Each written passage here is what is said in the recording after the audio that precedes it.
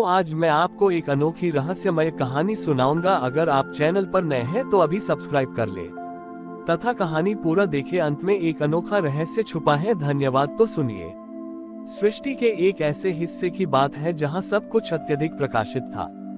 यहाँ के निवासी, जिन्हें तेजस्वी कहा जाता था, केवल प्रकाश, ज्ञान, यश, सफलता को ही सत्य मानते थे। वे छाया, अंधकार, असफलता, अज्ञात से डरते थे और उसे अपने जीवन से पूरी तरह मिटा देना चाहते थे। उनकी पूरी सभ्यता प्रकाश और तेज पर आधारित थी। इस प्रकाश में नगर से दूर एक गहरी शांत गुफा में छाया नामक एक भक्त रहता था। छाया शिव का परम उपासक था, पर वह हमेशा अंधेरे में ही रहता था। वह मानता था कि शिव का वास्तविक रूप प्रकाश के परे है, जहाँ कोई द्वैत नहीं है। छाया ने कठोर साधना की ताकि वह प्रकाश और अंधकार के द्वैत से मुक्ति पा सके।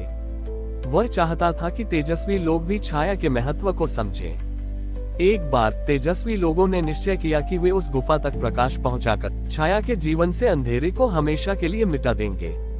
उनकी इस कार्रवाई से पूरी सृष्टि का संतुलन बिगड़ने लगा, क्योंकि छाया का होना ही प्रकाश के अस्तित्व का प्रमाण था। जब तेजस्वी लोग अपनी शक्तिशाली मशालें और दर्पण लेकर गुफा की ओर बढ़े, तब शिव ने एक बहुत ही साधारण शांत बालक का रूप धारण किया। बालक के हाथों में न कोई दीपक था, न कोई शस्त्र, बस एक छोटा सा दर्पण था जिसका पृष्ठभाग मटमैला और अपारदर्शी था। बालक शिव तेजस्वी लोगों के मार्ग में खड़ा हो गया। तेजस्वी लोगों के नेता ने क्रोध से पूछा, हे बालक, तुम कौन हो? यहाँ से हटो, हम इस अंधकार को नष्ट करके सबको प्रकाश देंगे। बालक ने मुस्कुराते हुए अपना दर्पण दिखाया और कहा, तुम प्रकाश के पीछे भागते हो, पर तुम नहीं जानते कि प्रकाश का वास्तविक स्वभाव क्या है। तेजस्वी नेता ने पूछा, क्या है? बालक ने उस दर्पण को अपने चेहरे के सामने रखा। दर्पण का मटमैला पृष्ठभाग उनके तेज को सोख लेता था और दर्पण की सतह केवल तेजस्वी लोगों के ही चेहरे को, उनके अहंकार के भाव को प्रतिबिंबित कर रही थी। बालक ने कहा, तुम जिसे प्रकाश कहते हो वह केवल छाया का अभाव है। तुम मशाले जलाकर अंधेरे को नहीं मिटाते, बल्कि तुम केवल अपनी ही छाया को और गहरा करते हो। तुम अपनी शक्ति का अहंकार देख रहे हो, पर तुम सत्य को नहीं देख रहे। तेजस्वी नेता ने तर्क दिया, छाया तो दुर्बलता है, शिव तो ज्योतिर्लिंग है, वे तो प्रकाश हैं। बालक ने कहा, शिव ज्योतिर्लिंग है, ये सत्य है, पर क्या तुम जानते हो कि प्रकाश की पूजा तब तक व्यर्थ है जब तक तुम छाया को स्वीकार नहीं करते। उद्धरण चिन्ह। बालक ने रहस्य बताया, मैं प्रकाश हूँ क्योंकि मैं छाया को धारण करता हूँ। ज्योतिर्लिंग का तेज तभी इतना महत्वपूर्ण है क्योंकि वह ब्रह्मांड के अनंत अंधकार में स्थापित है। जिस प्रकार मेरे गले का विष नीलकंठ मेरी शांति को परिभाषित करता है, उसी प्रकार अंधकार ही मेरे प्रकाश को अर्थ देता है। तुम केवल प्रकाश को चाहकर पूर्णता को नहीं पा सकते। बालक ने वह दर्पण फेंका नहीं, बल्कि उसे सीधा सूर्य की ओर मोड़ दिया। दर्पण ने सूर्य के तेज को ग्रहण किया और फिर उसे शांतिपूर्ण सौम्य प्रकाश में बदलकर गुफा की ओर प्रक्षेपित किया। वह प्रकाश न तो गुफा को नष्ट कर रहा था, न ही छाया को परेशान कर रहा था। वह केवल गुफा के भीतर एक मंद शांत आलोक भर रहा था, जहां प्रकाश और अंधकार एक दूसरे को काटते नहीं थे, बल्कि शांति से साथ रहते थे। तेजस्वी लोगों ने ये दृश्य देखा। उन्हें एहसास हुआ कि उनका प्रयास केवल अहंकार और अज्ञान पर आधारित था। बालक का रूप बदला और वहां गंगा चंद्रमा को धारण किए हुए महादेव प्रकट हुए। शिव ने कहा, तेजस्वी, मेरी भक्ति केवल जीत या प्रकाश में नहीं है, मेरी भक्ति स्वीकार्यता में है। तुम छाया को स्वीकार करो, तभी तुम पूर्ण प्रकाश को जान पाओगे। छाया, जो गुफा के भीतर बैठा था, पहली बार बाहर आया। उसने शिव को प्रणाम किया।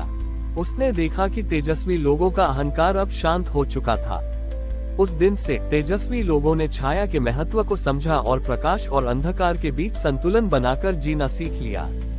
जब भगवान शिव अंतर्ध्यान हुए, तो तेजस्वी लोगों के नेता, जिनके मन से अहंकार का तेज मिट चुका था, ने उस शांत बालक शिव द्वारा फेंके गए दर्पण को उठाया। दर्पण अब भी चमक रहा था और उसकी सतह पर उनके अहंकार के बजाय नम्रता का भाव झलक रहा था। गुफा के भीतर से छाया बाहर आया। वह पहली बार इतने लोगों के सामने आया था, पर उसके चेहरे पर न कोई भय था, न कोई घमंड। वह केवल संतुलन और स्वीकार्यता का प्रतीक था। तेजस्वी लोगों के नेता ने उस दर्पण को छाया के चरणों में रख दिया। उसने कहा, हे तपस्वी, हमने वर्षों तक प्रकाश के पीछे भागकर अपना जीवन व्यर्थ किया। हमने प्रकाश के सत्य को नहीं बल्कि उसके दम्भ को पूजा। आपने और महादेव ने हमें सिखाया कि छाया के बिना प्रकाश का कोई अर्थ नहीं है। छाया ने उस दर्पण को उठाया। यह कोई साधारण दर्पण नहीं था, यह अब आत्मा के सत्य को प्रतिबिंबित करने लगा था। छाया ने तेजस्वी लोगों को समझाना शुरू किया, तुमने अपने नगर को इतना प्रकाशमय बना दिया कि वहां विश्राम के लिए कोई जगह नहीं बची। अंधकार केवल प्रकाश का अभाव नहीं है, ये शांति, ध्यान और आत्मचिंतन के लिए आवश्यक है। छाया ने उन्हें अपने नगर वापस जाने और एक नया नियम स्थापित करने का आदेश दिया। तारांकन छाया का क्षेत्र, नगर के केंद्र में एक विशाल क्षेत्र ऐसा बनाया जाए जहां कोई कृत्रिम प्रकाश न हो, एक ऐसा स्थान जहां लोग दिन के उजाले में भी आकर शांति और विश्राम पा सकें। तारांकन मिश्रित पूजा, अपनी पूजा में केवल ज्योति और दीपक नहीं बल्कि गहरे शांत फूलों और काले वस्त्रों का भी उपयोग किया जाए जो अंधेरे को दर्शाते हो। तेजस्वी लोगों ने छाया के निर्देशों का पालन किया। वे अपने नगर लौटे और अंधेरे के क्षेत्र को विश्राम कोण नाम दिया। इस कोण में कोई भी अपने यश, पद या धन की बात नहीं करता था, वे केवल मौन ध्यान करते थे। धीरे धीरे नगर में संतुलन लौटना शुरू हुआ। जब लोग दिन भर के तेज और काम से थक जाते थे तो वे विश्राम कोण में आकर छाया की शांति पाते थे। उन्हें पता चला कि जीवन में सफलता का प्रकाश तभी मधुर लगता है जब उसके पीछे शांत आत्म चिंतन की छाया हो। उस दिन से तेजस्वी लोगों की सभ्यता केवल प्रकाश के लिए नहीं बल्कि संतुलन के लिए जानी जाने लगी।